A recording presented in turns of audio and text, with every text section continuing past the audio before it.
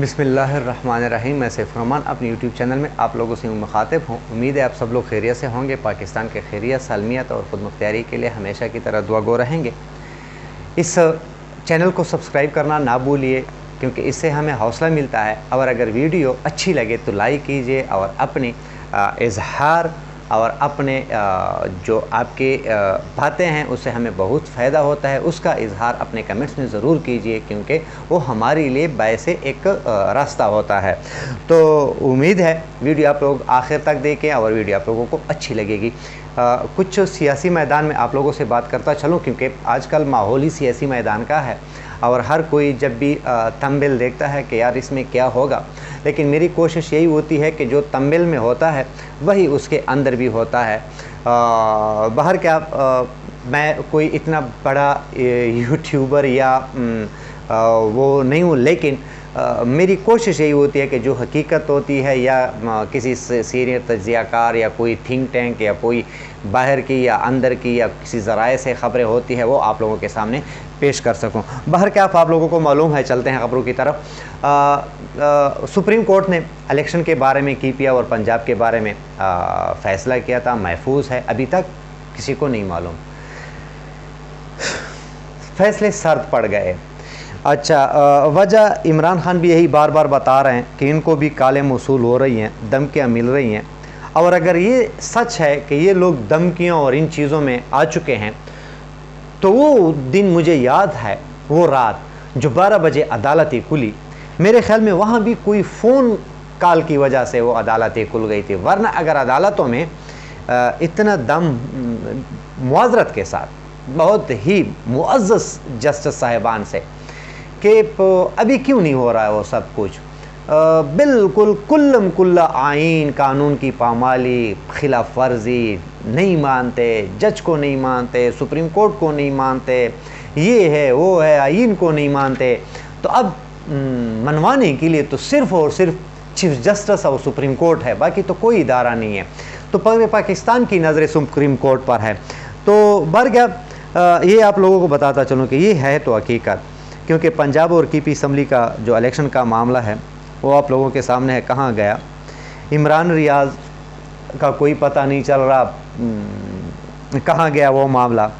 और PTI के जो गिरफ़्तार कारकुनान का मामला है वो भी पता नहीं लग रहा।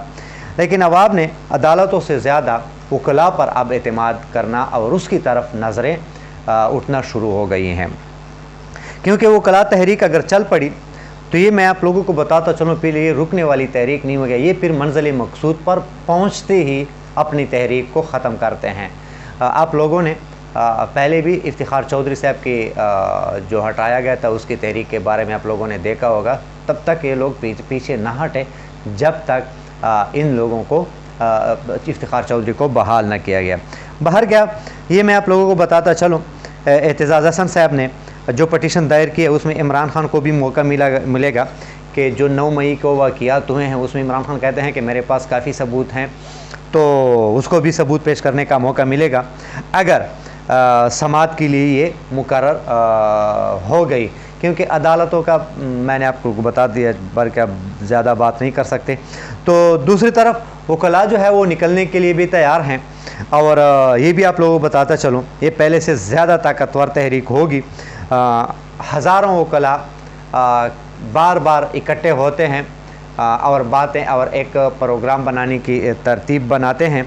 और ये भी आप लोगों की ये जो तरतीब है, ये जो तहरीक है, बहुत जल्द शुरू होने वाली है।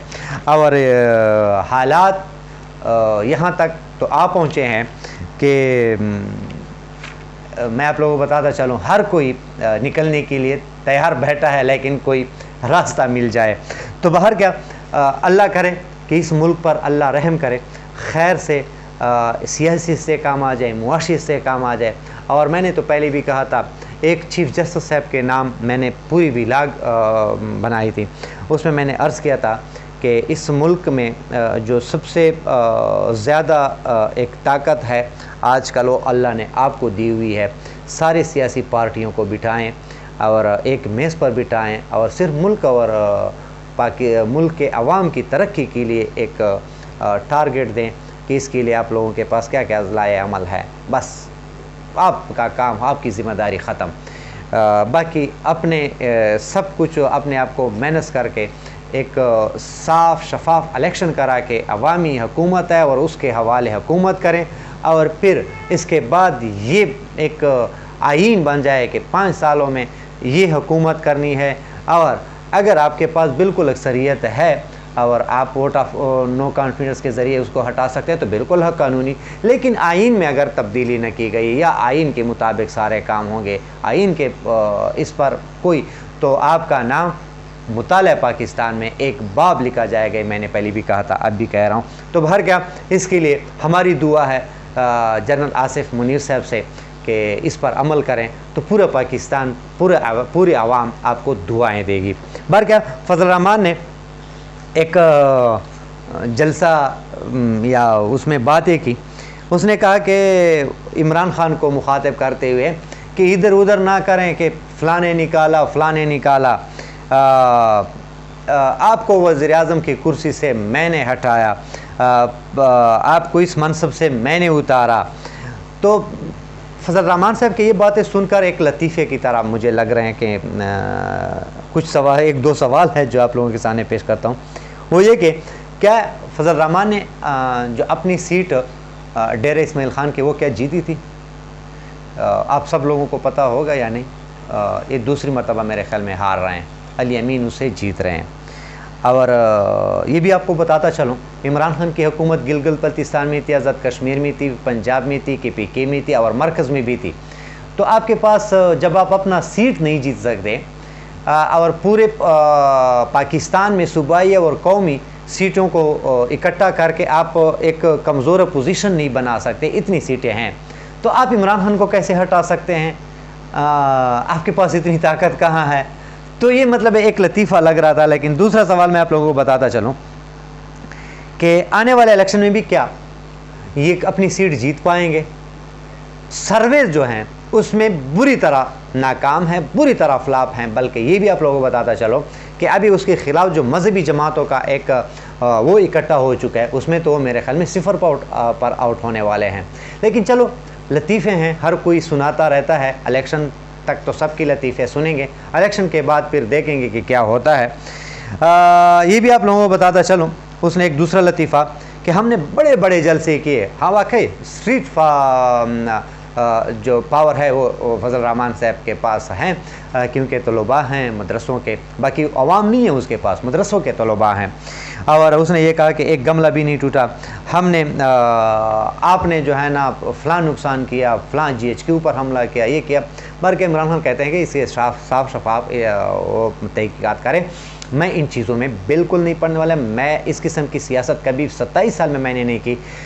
पुरअमन एहतजाज, हाँ आप लोग गए थे चीफ जस्टिस के सामने के अगर आपने फैसला दिया तो हम ये करेंगे वो करेंगे। आप लोग दीवारें पलांगते कर दरवाज़ों को तोड़कर रेड जोन में गए और बग़ैर इजाज़त के गए। तो बार क्या आप लोगों का सबको मालूम है। लेकिन ये आप लोगों को बताता चलूँ कि आने वाले इलेक्शन में क्या आप लोग इमरान खान के वोटर को रोक पाएंगे? और ये भी आप लोगों को बताता चलूँ कि जब आप जलसे कर रहे थे इमरान खान की हुकूमत है, उसने तो आपको फ्री हैंड दिया, क्या हो आपको पानी मिलेगा। लेकिन आप लोगों ने इमरान खान के कभी इस तरह की इजाज़त दी है? एक जलसे की इजाज़त दो फ्री हैंड और बिल्कुल पूरे पाकिस्तान और दुनिया को मालूम हो जाए कि कोई रोक टोक नहीं है, तब देखना आप लोग अपनी उंगलियां चबा जाएंगे। तो बाहर क्या बातें हैं, हर कोई करता है। उम्मीद है वीडियो आप लोगों को पसंद आई होगी। अपना ख्याल रखिए। चैनल का पाकिस्तान जिंदाबाद।